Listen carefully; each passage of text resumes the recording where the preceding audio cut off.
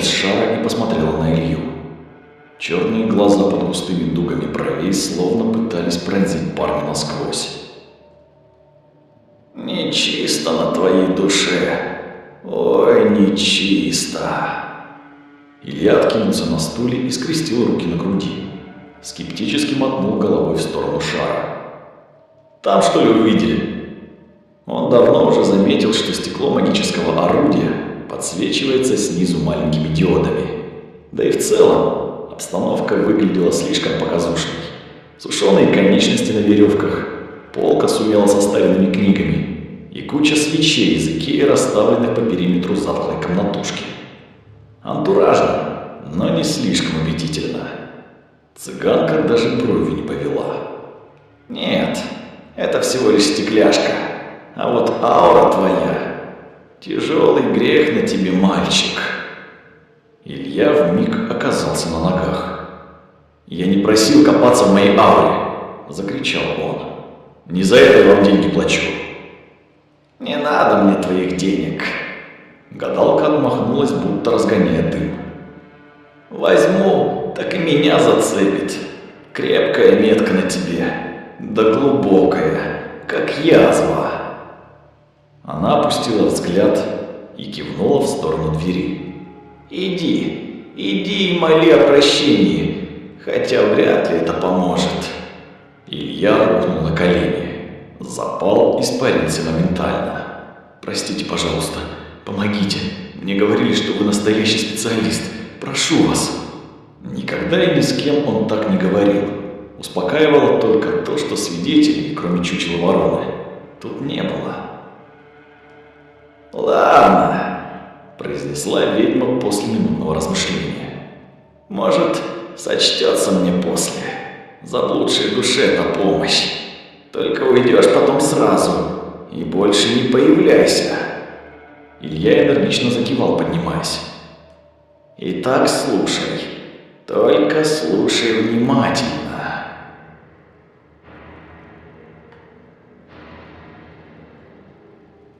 Ника ждала его возле подъезда. Она сделала последнюю затяжку и бросила окурок под ноги. На асфальте в ворохе опавших листьев валялся уже с десяток спаленных под фильтр бычков. А ведь его не было всего полчаса. А еще на окурках отсутствовал привычный алый след. Ника совсем перестала пользоваться помадой. Да и косметикой вообще. Заметив Илью, девушка подскочила и схватила за руку. «Ну что? Что она сказала?» Зеленые, покрытые плотной сеткой капилляров глаза смотрели на него с мольбой. Илья положил ладонь на вцепившиеся в рукав тонкие пальцы. Белые, сухие, с погрызанными ногтями. У Ники, которая еще в июне прогуляла экзамен, чтобы не опоздать на маникюр. «Мы сделаем это. Мы избавимся от него». Август остался позади. На сентябрь выдался по-летнему жарким. Семестр начинался только через месяц, и сокурсники решили проводить каникулы отвязной загородной вечеринкой. Подписались все, в том числе и Илья с Никой. За организацию взялся сам Никитос, староста и прирожденный тусовочный заправила. Так что все необходимое было куплено заранее и ожидало веселую компанию на арендованной даче. А значит, и добираться можно было налегке. Мотоцикл хищно и протяжно завывал, будто пытался обескуражить бывший навстречу ветер.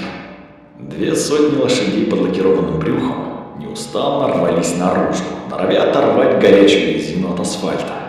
И ничто не могло помешать двум наездникам, оседлавшим красную двухколесную стрелу в их стремительном полете. Еще в городе Илья лавировал между набивших вечерние улицы машин, с трудом удерживая рвущуюся из японца мощь. Но стоило им выскочить за его черту, как все запреты были посланы к черту. Скорость стала вторым дыханием, настоящей страстью, поглотившей и парня, и его спутницу. Илья видел в зеркале, как развиваются из-под шлема волосы Ники. Огромные зеленые глаза под прозрачным забралом блестели от восторга. Парень чувствовал, как цепкие пальчики сжимаются на его животе, все время норовя опуститься ниже. и он уже представлял, как даст этим пальчикам волю.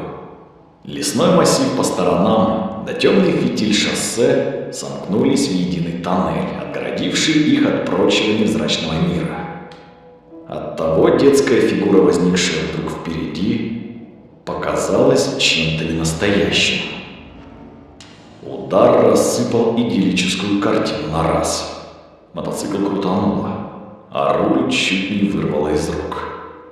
Боль ударила по запястьям и локтям. Сиденье на миг выскочило из-под задницы. Но Илье все же удалось удержать машину и не свалиться в кювет. Он вдавил в тормоз. И только минут через 5 понял, что мотоцикл уже стоит на обочине. Илья так и не смог поднять головы. Он просто уставился в разбитый фонарь мотоцикла, замызганный свежими красными пятнами. Потом сзади стукнул об асфальт сброшенный Никой шлем, а еще через секунду раздался ее дикий протяжный крик, вырвавший наконец его из прострации. Он обернулся. Ника была цела, но ее дрожащий палец указывал назад. Приглядевшись, Илья увидел его. 6-летний паренек лежал на грунтовой обочине. Лицо закопалось в щебень, а неестественно раскинутые руки, как и шортики с футболкой, были покрыты грязно-кровавой смесью. Сандалики, набравшие камешков, задрались на носках, а чуть поодаль стояла самодельная из бруска и прибитых пробок машинка, веревку которой так и не выпустила детская рука. Ника глубоко и судорожно вздохнула и заорала снова. Илья потряс ее за плечи, но это не помогло. Тогда он размахнулся и влепил ей пощечину со всей дури.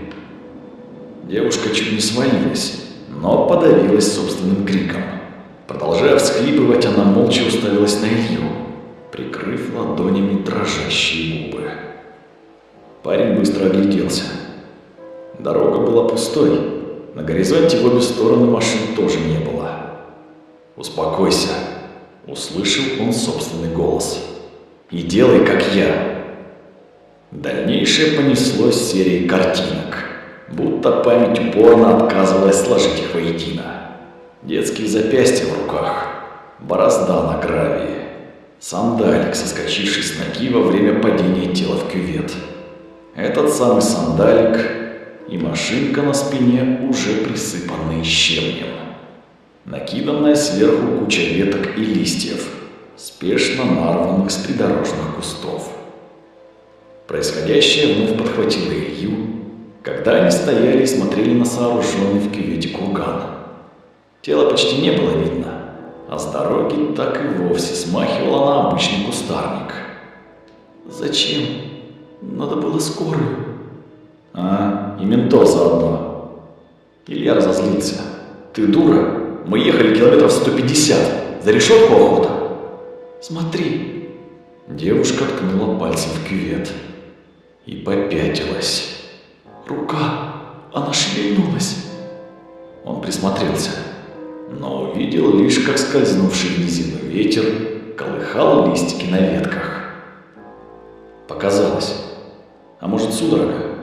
Да, просто судорога. Илья огляделся. «Давай, валим отсюда!» На вечеринку они все-таки приехали. Всю оставшуюся дорогу он уговаривал ее молчать. И ему это удалось. Илья сразу пустился во все тяжкие, давая безудержному отрыву вынести из памяти еще не поблекшие картинки. Алкоголь, музыка, орущие в пьяном угаре друзья довольно быстро справились с задачей. Да так, что он даже не сразу заметил отсутствие Ники. На минуту Илья испугался, что та не выдержала и проболталась. Или отправилась в полицию. Но ребята рассказали, что она схватила бутылку вина и ушла в дом. Он нашел ее в дальней комнате. Пошатываясь, Илья заглянул в приоткрытую дверь. Ника сидела на кровати спиной к нему и смотрела в окно. Полупустая бутылка стояла рядом на полу. Его она так и не заметила. Илья окинул взглядом обтянутый джинсами зад. Подогретое алкоголем желание охватило парня. Он уже сделал нетвердый шаг, как его оборвал Никин голос. «Просто судорога, просто судорога, просто судорога». В конце пути, где горько плакали о нем, сыщи такое, чем может напитаться пламя. Кладбище было большое, но могилу Илья нашел довольно быстро. Это оказалось несложно. Игрушки у надгробия, завядшие цветы и ворох листьев на плите выделяли ее среди прочих. Парень огляделся. Вокруг было пустынно. Лишь пожилой смотритель возился возле дороги, собирая в телегу опавшие листья. Да вдалеке у ограды маячила Ника. Девушка наотрез отказалась идти на кладбище. Он и не настаивал, посчитав, что без ее истерик все пройдет куда проще. Да, это была его могила. Илья так и не увидел его лица тогда на дороге. А потом это было уже не оно. И все же он узнал его сразу. Илья присел на корточки и стал разгребать листья. Могилу явно давно никто не навещал.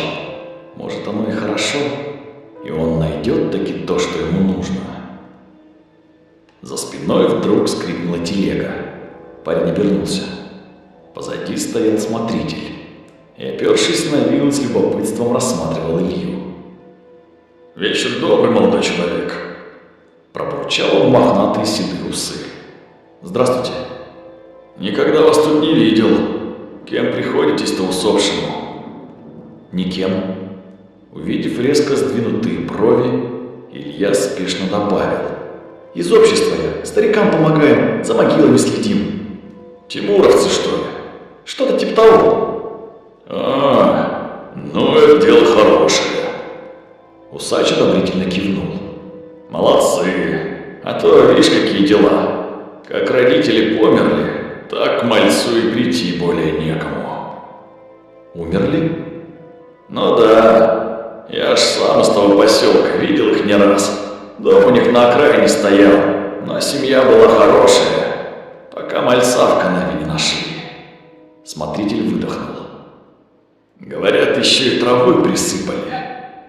Гады». «Ну, а родители-то чего?»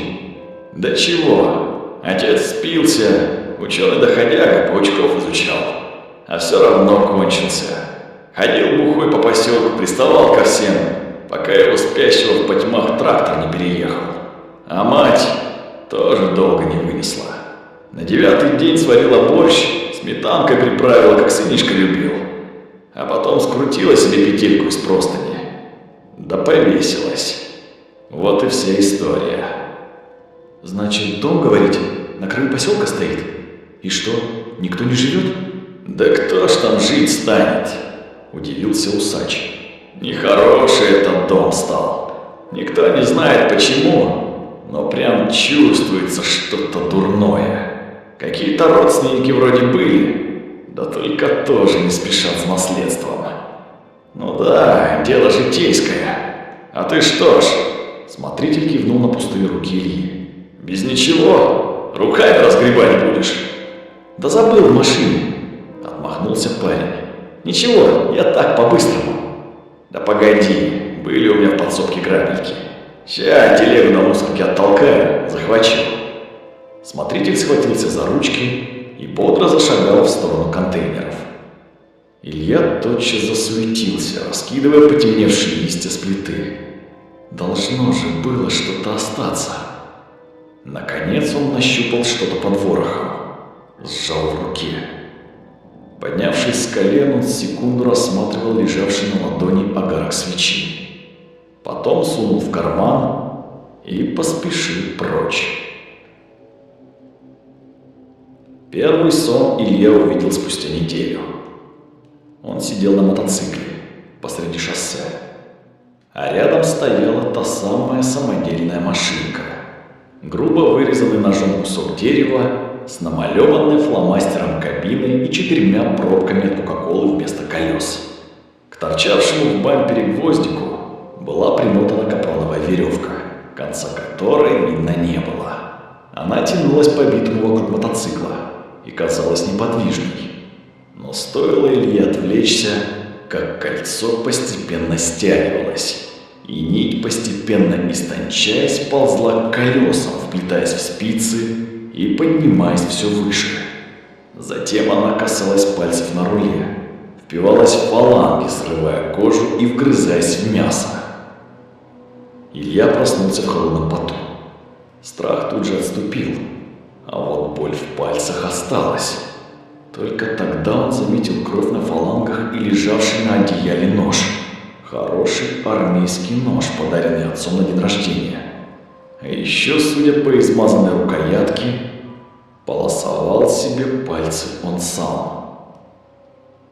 Тогда Илья все списал на стресс после происшествия и последующее расставание с Никой. Но вскоре сон повторился. На сей раз ему удалось вырваться из капроновой сети, и он мчался по шоссе, но машинка мчалась за ним, будто привязанная. Илья поддал газу, стараясь оторваться от проклятой игрушки, но она лишь больше нагоняла его. Потом вдруг резко пропала, но в тот же миг оказалась под передним колесом. Мотоцикл подбросило, и Илья полетел прямо в кювет. Ворох веток и листьев, от которых даже сквозь шлем пробился едкий трупный смрад. Очухался он и в самом деле в кустах. Сверху белели распахнутые створки его окна, а сам он сидел на куче чернозема, сжимая в руках дохлую крысу. Тушка была надкусана, а на губах стоял отвратительный вкус крови и гнили. Его вывернуло на собственные ноги, и он еще долго не мог отвязаться от этого запаха. Отпустило его ненадолго.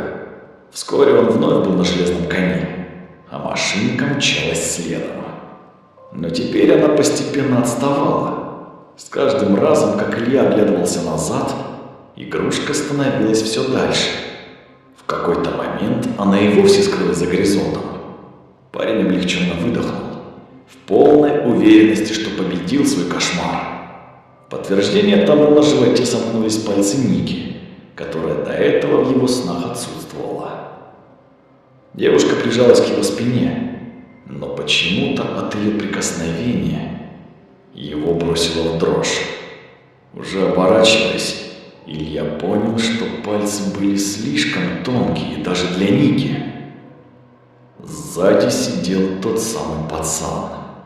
Рыжая челка колыхалась над мертвыми глазами, а запекшаяся кровь обрамляла неестественно широкую улыбку. «Покатай меня!» – затараторил мертвец, не размыкая синих губ. «Покатай, покатай, покатай!» А в следующий миг тонкие пальцы скользнули под шлем и сжались на горле. Илья захрипел, воздух отхлынул, в груди накатил тяжелый ком. Он понимал, что это сон, но никак не мог заставить себя проснуться. Когда же это удалось, парень очнулся на полу возле двери своей комнаты. С шеи свисал брючный ремень, на конце которого болталась выломанная дверная ручка. Ничего не помогало, ни алкоголь, ни таблетки. Иногда ночь проходила без снов, и это можно было считать настоящей удачей. Но только он думал, что кошмар закончился, как со следующим закатом тот возвращался вновь. Илья уже всерьез подумал о мозгоправе, когда вдруг позвонила Ника. С момента разрыва она не давала о себе знать, всячески игнорируя его на лекциях и в коридорах института. Парень замечал, как она сдала, как перестала следить за собой, а потом и вовсе пропала. Самоуверенно полагая, что это было результатом их расставания, Илья звонил ей по 7 раз на дню. Девушка же скидывала, потом и вовсе отключила телефон. И тут позвонила сама. Ночное безумие преследовало не только Илью. Более тихо, но не менее жутко оно навещало и Нику. Ей снилось, что она открывает глаза, а на краю постели сидит маленький мертвец. Ничего не делает, не говорит, даже не шевелится. Просто сидит и смотрит на нее поблекшими глазами. Ника пытается закричать, отвести глаза, вскочить наконец. Но безжизненный взгляд приковывает ее к постели. А потом он вдруг хватает ее за торчащую из-под одеяла ногу и начинает трясти. На лишенном эмоций лице открывается рот, и темнота в нем срывается хрипом. Просто судорога. Тогда Ника просыпалась, но щиколотка еще долго ныла от продолговатых синяков. Кошмар оставался неизменным и повторялся каждую ночь. Грань между сном и явью истончалась настолько, что Ника уже не понимала, где он начинается, а где заканчивается. Да и заканчивается ли? Она не просыпалась с ножом в руках или на краю окна, но все чаще, стоя у зеркала в ванной, ей вполне осознанно хотелось схватить бритву и полоснуть по венам. Это доводило до отчаяния. Она пыталась молиться, но путалась в словах. Пробовала ходить в церковь и ставить свечки, но те упорно не горели в ее руках. Думала рассказать кому-то, но как обойти тяжелую тему? Тюрьму она тоже боялась до чертиков. Тогда девушка поняла, что единственный человек, которому можно довериться, это Илья. Былые чувства и эмоции были крепко придавлены могильной плитой произошедшего. Но именно эта плита стала фундаментом их нового союза. Потом вещицу эту отнеси в семейное гнездо, где твой обидчик сердцем был при жизни. Там точно никого нет? Илья оперся ладонями на ограду и придирчиво осмотрел дом. Небольшой, всего с 3 окнами на оба этажа. Шторы были плотно закрыты, но в вечерних сумерках они не спрятали бы даже слабого огонька. Конечно, мужик с кладбища мне все рассказал. Это не опасно? А если кто полицию вызовет? А если они следят за домом? Кто? Менты? Илья хмыкнул. Успокойся, хозяева уже того, а у ментов своих дел хватает. Ника кивнула, поежилась, глядя на участок. Кроме дома и притулившегося сбоку гаража, больше за оградой ничего не было. Только черная, блестящая, слоящаяся влажными пластами земля. Ни единой травинки или кустика. «Можно я не пойду?» Девушка зябко схватилась за плечи. «Нет, Ника». На этот раз Илья был тверд. «Мы должны идти оба. Да, и потом. Хочешь остаться одна? По темноте до остановки топать?» Дом действительно стоял изгоем в отдалении от основного поселка. Треугольники крыш едва угадывались над холмами, между которых тянулась цепочка фонарей. Но до участка она не доставала, резко сворачивая вместе с дорогой в сторону шоссе. Усугублял сумерки еще и ветер, нагнавший плотную облачную пелену. Наползавшая темнота оттого казалась текучей и липнущей ко всему вокруг. Илья пожалел, что так и не взял фонарик. Придется довольствоваться айфоном. «Пошли». Он толкнул калитку и захлюпал по вязкому грунту. Следом, стараясь ступать по его следам, семенила Ника. Простенькая деревянная дверь была слегка приоткрыта. Илья осторожно толкнул ее, и та с легким скрипом подалась внутрь. В доме царила полная тьма. Из глубины помещения тянуло чем-то отвратительно кислым. Он повел рукой по стене в поисках включателя. Пальцы скользнули по чему-то мохнатому. Он отдернулся, почувствовав тонкие лапки на коже. На пол упал паук, огромный, размером с ладонь. и тут же юркнул под крыльцо. Илья беззвучно матюгнулся, покосился на Нику, но та ничего не заметила. Заставив себя снова коснуться стены, он почти сразу нащупал кнопку. Щелкнул, но свет не включился. Попробовал еще несколько раз. Все так же безрезультатно. Пробки. Что? Ника напряглась. Пробки, говорю, выбило. Он осмотрел фасад. Над дверью из ниши выходили запрятанные в кожух провода, тянувшиеся в сторону гаража. «Ща глянем, подожди тут». Ника промолчала. Оставаться было страшно, но соваться в темный гараж не хотелось еще больше. Ворота гаража были заперты. Одну створку заклинило, но вторая, противно взвизгнув, поддалась сразу. Илья достал телефон и включил фонарик. Белый луч выхватил бетонный пол, стену с длинным стеллажом и металлический шкафчик в углу. На дверце последней желтел треугольник с молнией. Парень скользнул внутрь и пошел вдоль стеллажа, аккуратно переступая через разбросанный по полу хлам.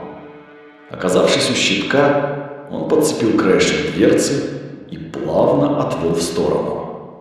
Подвоха не оказалось. Внутри тянулись лишь ряды автоматов, среди которых он быстро отыскал выбитые и вернул их в рабочее положение. Затем он двинулся обратно, но слишком поспешно. Под ноги попался кейс с какими-то инструментами, и он полетел вниз в последний момент, схватившись за полку стеллажа. Пальцы полоснула боль. Вернув равновесие, Илья посмотрел на руку. Фаланги окрасила красная черта, но порез вышел неглубоким. Хотя тот кусок стекла, за который он пытался удержаться, запросто мог укоротить кисть до ладони. Илья прошелся лучом мобильника по полкам. На них стояли какие-то аквариумы, пустые и большей частью битые. За пыльными осколками угадывались коряги и прочий декор, составлявший некогда привычную обстановку для их обитателей.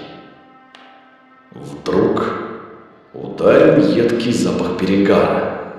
За спиной послышался протяжный сиплый выдох, и кто-то резко дернул его за плечо. Илья развернулся и ударил наотмашь, но кулак рассек пустоту. Еще два удара наугад тоже не встретили цели. Парень закрутил головой, луч айфона заметался по гаражу. Поднятая пыль, хлам, ящики, пустые бутылки. И никого. Грязные, изъеденные ржавчиной стены не могли кого-либо укрыть. В пыльном мареве они будто смеялись над ним, шевеля рыжими хлопьями металлической трухи. Особенно стена напротив. Илья пригляделся. Не так много пыли он поднял, чтобы та пришла в такое движение. Ржавчина действительно шевелилась, колыхаясь на стене зернистым покрывалом. Он медленно подошел, давая пятну света расползтись по ее поверхности. И тут же попятился назад. Это была не ржавчина. Будто беспокойная водная гладь, стена кишмя кишела пауками. Сотнями арахнидов всевозможных мастей, размера и расторопности. Плотным одеялом они покрывали стены, перебирая мохнатыми лапками, проталкиваясь и перелезая друг через друга. А то, что он принял за пыльные нити, оказалось липкими волокнами паутины. Завидев свет, паучья стая засуетилась пуще прежнего. Одеяло поползло со стены вниз, потянувшись лоскутными клиньями к его источнику. Илья бросился к воротам, схватившись за створку. Он стал ее дергать, но та не поддавалась. Из-за темноты парень не понимал, что бьется в заклинившую дверь. Дернув посильнее, он чуть не отлетел обратно, но, удержавшись за ручку, упал в открытый проем. Тут же, очутившись на коленях, он хлопнул вторую створку. Не вставая, Илья голыми руками стал запихивать рыхлую землю в щель под воротами и не успокоился, пока под створками не вырос толстый черный слой. Только потом Он поднялся на ноги и посмотрел на Нику. «Что там?» – прокричала девушка. Судя по всему, не в первый раз. «Ничего». Илья смотрел ей в переносицу. Тяжело отдышался и повторил. «Ничего, просто не трогай эту дверь». «Она что, реально ясновидящая?» Илья глотнул дым и протянул косяк Никите. «Гадалки не ходи!» – ответил староста и заржал с каламбура. Принял самокрутку, затянулся. «Самое что ни на есть! Чё-то не верю во всю эту лабуду, уж извини, братан!» «Нет, ты не Илья, ты Фома!» Никита снова засмеялся. «Думаешь, я тебе туфту гоню? У меня же поначалу тоже все через жопу шло. И закладки находили, и опера на хвосте висели. Порчу навел кто-то из конкурентов. Паскуды. А она быстренько все сняла, еще и берегов надавала». Он потряс болтавшимся на запястье камешками. «И пошел бизнес. Даже вон, в универе продвинулся». Староста написал на бумажке адрес и сунул Илье в ладонь. «Только учти, баба она конкретная. Не смотри, что цыганка. Попрошайки с вокзала ей не чита. Слушай и делай все, что говорит». Затем Никита нагнулся и добавил. «Да и сам не мямли. Что попросишь, то и получишь. Затем сыщи в гнезде том угол, где сердце его билось чаще». Илья щелкнул выключателем, но свет не загорелся. Неужели опять пробки? От одной мысли о возвращении в гараж бросило в дрожь.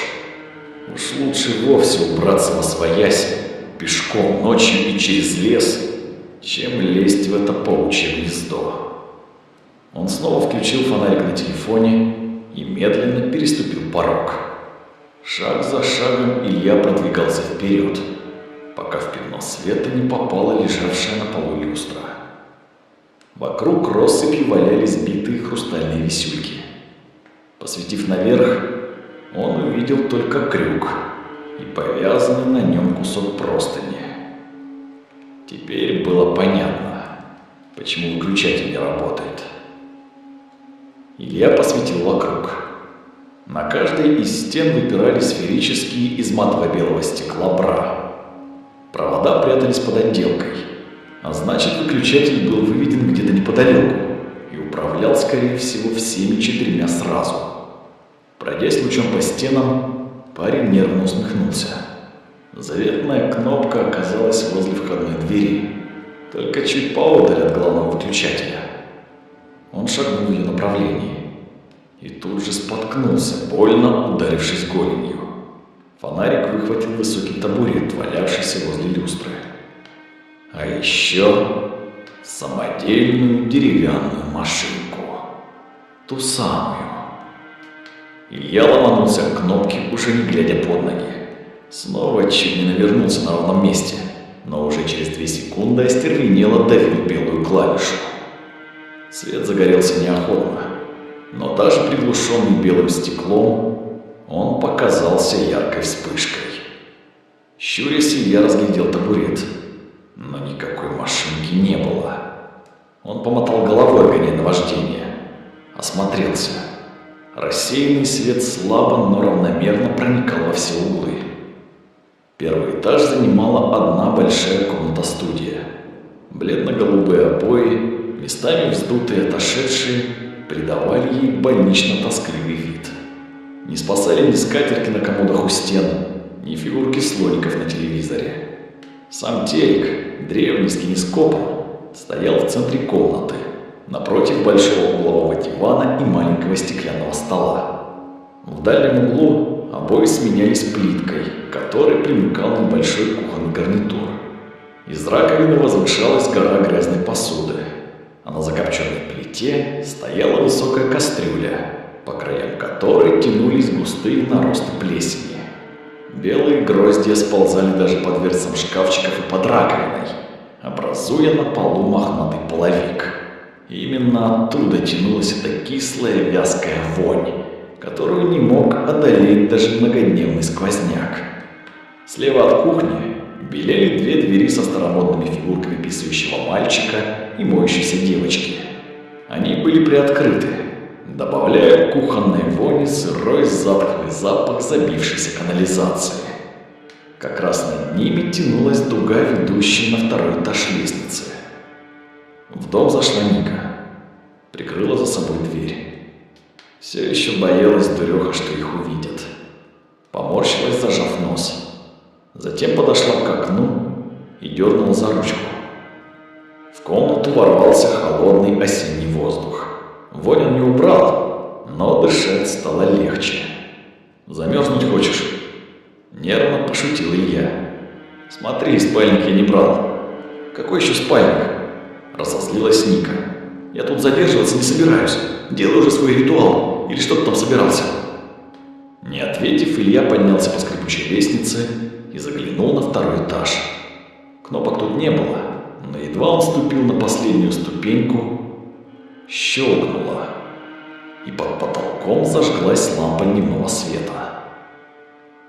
Этаж представлял из себя заваленную по сторонам коробками площадку, переходившую в узкий коридорчик. Последний, в свою очередь, упирался в яркую, обклеенную глянцевыми вырезками дверь. Герои комиксов перемешались с персонажами советских мультиков. Но больше всего было постеров с гоночными машинами. А еще перед дверью лежал здоровенный дубовый шкаф, вплотную придвинутый к двери. Илья попытался приподнять его, но тщетно.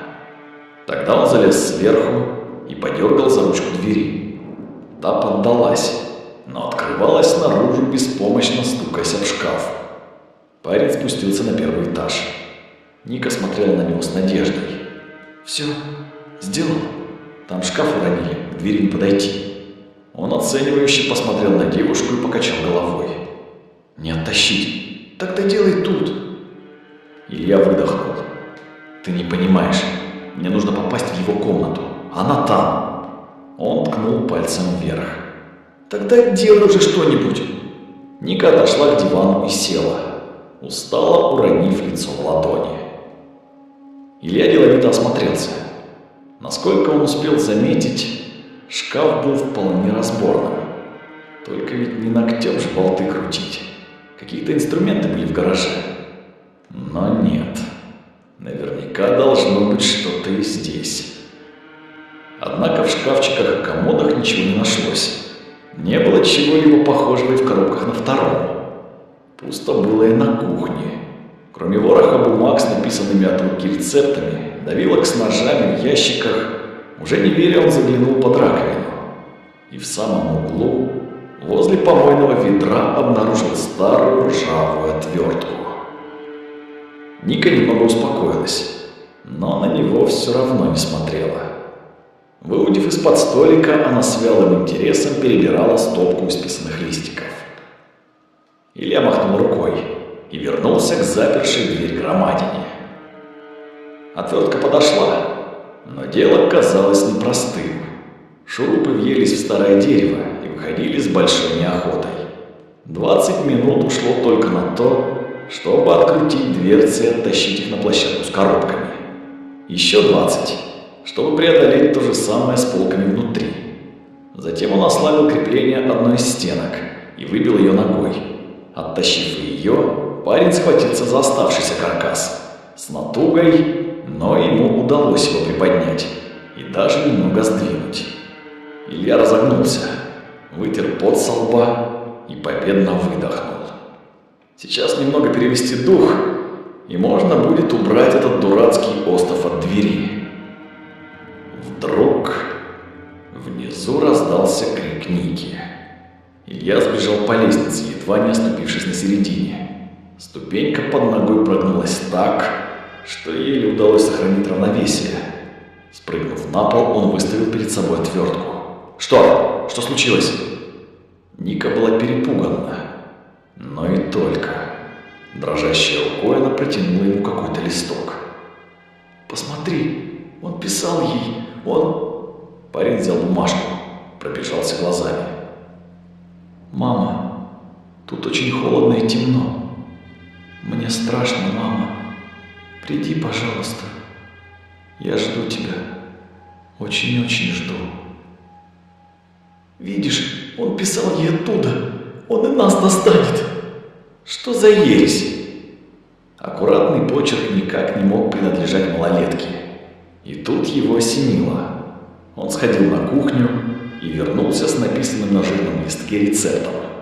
Протянул оба Ники. Смотри, они почерк одинаковый. Вот именно. Свихнулась тетка. Вот и строчила сама себе. Девушка подняла глаза. Но появившееся было спокойствие тотчас сменилось в них диким ужасом. А виски Никиты резко сдавили невидимые тиски. Скользкие, вонявшие потом и трупным гниением. Он схватился за них руками, с ужасом понимая, что пальцы сжались на холодных щиколотках. Рванулся раз, другой, и только оттолкнувшись ногой от столика, опрокинув его, смог выскользнуть из смердящего плена. Не устояв, парень отлетел на Нику, и они вдвоем рухнули на диван. Над ними покачивалось тело. Матерчатая петля стянула бледную шею, как горловину мешка, а ветхое платье с грязным передником дополняли картину. Ноги и руки безвольно висели, и только глаза меж слипшихся на опухшем лице сальных волос пристально смотрели на них. Мертвые, пустые и неизбежно цепкие. Словно завороженные, они смотрели на мертвую женщину, пока белесые глаза не опустились на разбросанную после падения столика стопку писем, одно из которых случайно угодило под ботинок Ильи. Повешенная снова уставилась на ребят. Синий рот постепенно открывался, вывалив наружу темный комок языка. Крика Илья не услышал, лишь ударила по коже электрическая волна. Одна из настенных ламп дала трещину, моргнула и погасла, а из-под плинтусов и со всех углов полезла темнота. Непроницаемая, плотная, будто густая черная субстанция.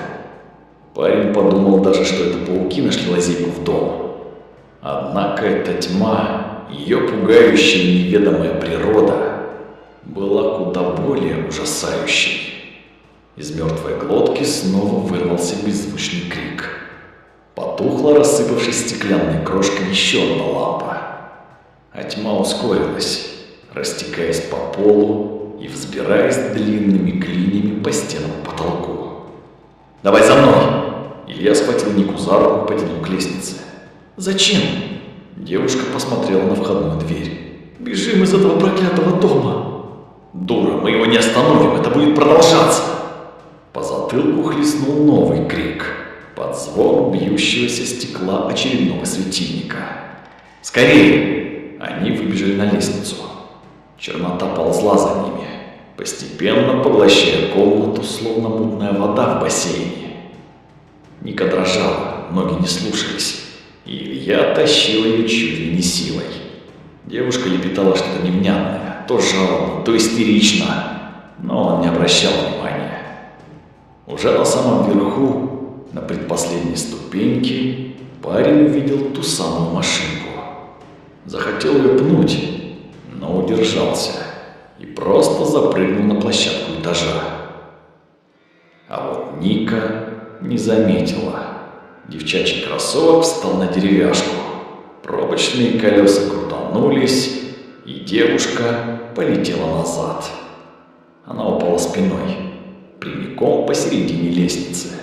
Прохудившиеся ступеньки треснули и провалились, образовав в старом дереве темную дыру. Ника лежала неподвижно, лишь правая рука тянулась к Илье, да еле-еле шевелились губы. «Помоги!» Илья огляделся. Чернота подползала к лестнице, взбираясь на первые ступеньки. Он аккуратно спустился и протянул Нике руку. Тонкие пальцы сжались на его ладони. Парень потянул. но что-то мешало, будто кто-то тянул девушку в обратном направлении. Тогда он заметил серую с трупными язвами детскую руку. Она торчала из дыры в лестнице и крепко держала Нику за щиколотку. Но девушка словно не чувствовала этого. Она недоуменно смотрела на Илью, продолжая бормотать. «Помоги, помоги мне!» Он тянул как мог, но детская хватка была сильнее. Ника погрузилась в дыру уже по пояс. Илья понял, еще чуть-чуть, и они окажутся в ней оба. Тогда он разжал руку. Однако пальцы девушки еще хватались за его ладони, и он с силой их отбросил. Девушка уставилась на Илью со страхом и недоумением. Мольба еще сквозила в ее взгляде, но уже без слов, словно понимая, что просить бесполезно. А парень говорил, сам не понимая, зачем и кому. «Не бойся, это просто судорога, просто судорога!» Илья медленно попятился, не моргая, глядя на Нику. Но та на него уже не смотрела. Некогда любимые зеленые глаза застыли, оставив лишь ледяную корку ужаса. А вскоре и вовсе исчезли в темном разломе, увлекая за собой светлую волну волос. Затем по ступенькам безвольно скользнули пальцы, исчезнув в дыре, и девушка пропала. Илья застыл, протянул руку, но тут же ее отдернул, помотал головой. «Дура, сама виновата, дура!» Чернота к тому времени уже наполнила комнату, скрыв и обстановку, и труп в петле. А вскоре ее щупальца поглотили дыру в лестнице. Тогда Илья наконец пришел в себя и побежал наверх со всех сил. «Ответь на вопрос». Ведьма прищурилась, глядя на посетителя. «И учти, что это нужно тебе, а не мне». «Я понял». Илья собрался. «Что ты хочешь?» «Чтобы этот долбанный дух от меня отстал». «Нет!» Цыганка хлопнула ладонью по столу. Стеклянный шар жалобно звякнул. «Что ты хочешь?» Он замешкался. «Я хочу жить. Жить!» «Ладно». Она откинулась на стуле. «А чем ты готов пожертвовать ради этого? Или кем?» «Чем угодно. И кем?» «Сожги сию вещицу, и обретешь ты то, чего желал». Остов шкафа поддался с трудом. Напряжение в мышцах жгло раскаленной иглой, но громадина ползла медленно, сантиметр за сантиметром. Илья обернулся. Тьма уже заползла на последнюю ступеньку. Сигара дневного света защелкала и заморгала.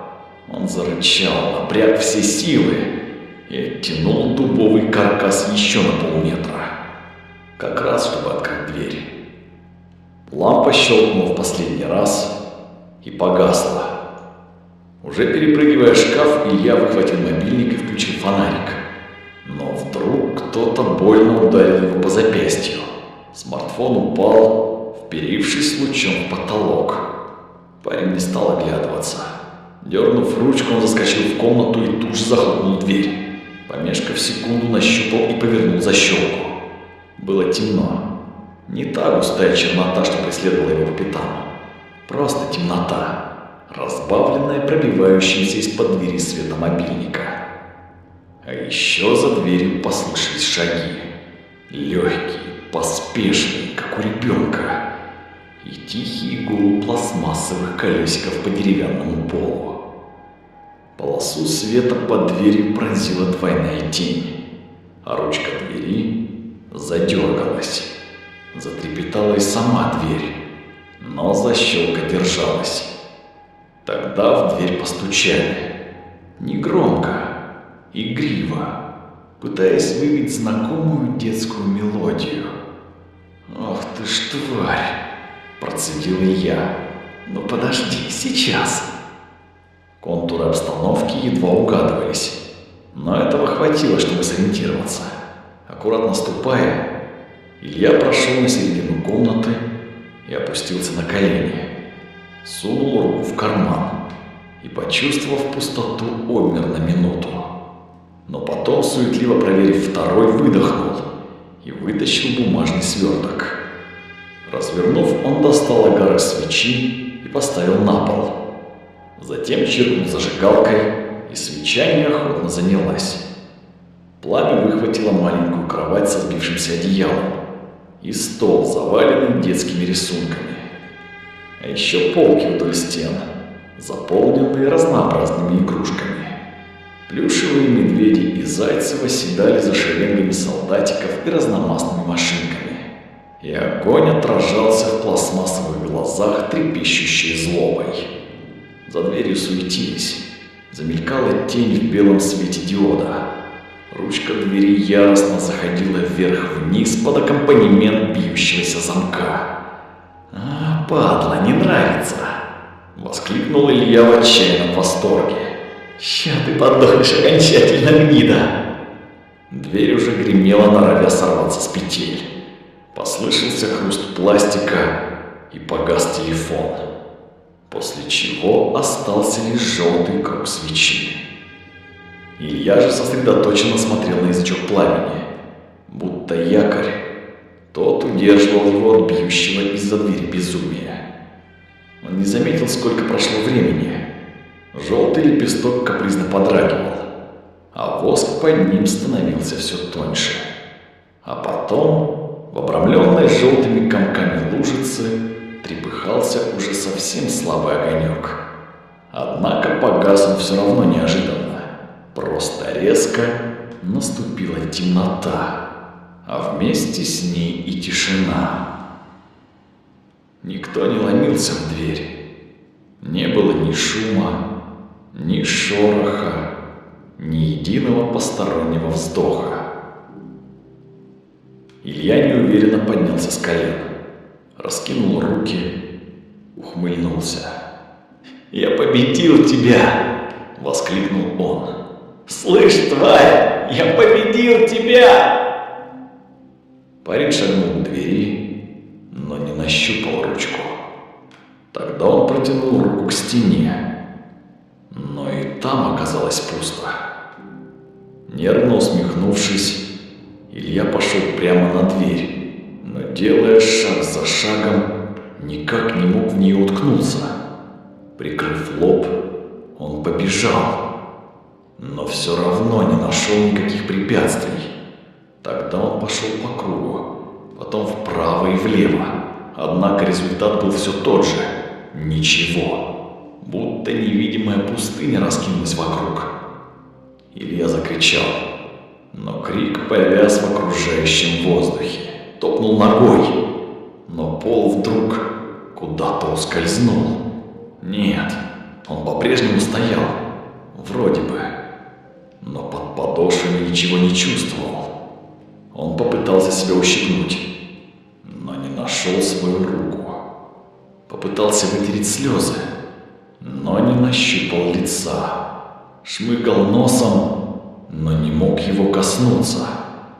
Илья прекрасно себя осознавал, и память была в полном порядке, но слышал лишь свое сиплое, слабое дыхание. Остальное занимала тьма. Не злобная субстанция, а банальная, равнодушная пустая темнота. Черное беспредельное ничто, которое даже не всколыхнулось от наполненного отчаянием крика.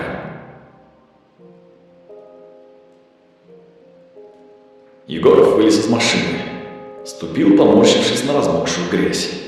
Асфальт закончился еще за полкилометра. Дальше вместо дороги была такая же каша. Обстановка тут мрачновата, даже несмотря на цель его визита. От дома так вообще веяло какой-то жутью. Будь его воля, он и вовсе не тащился бы сюда. Но полотдела слегло от накатившего ОРВИ, и свободных оперов попросту не было. И все равно приехал под шапочный разбор. Медики уже укатили.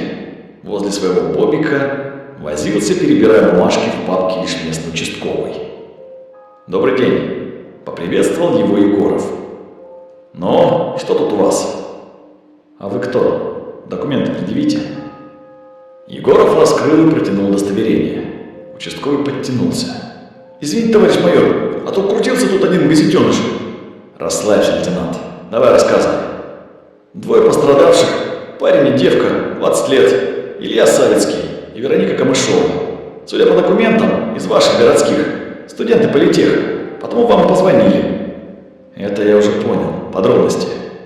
«Подробности? Осуществили проникновение. С какой целью, выясняем. Взлом, кража. Дом открыт был, да и выносить тут нечего». Лейтенант махнул рукой. «Молодняк. Острых ощущений захотелось походу. Вот и полезли.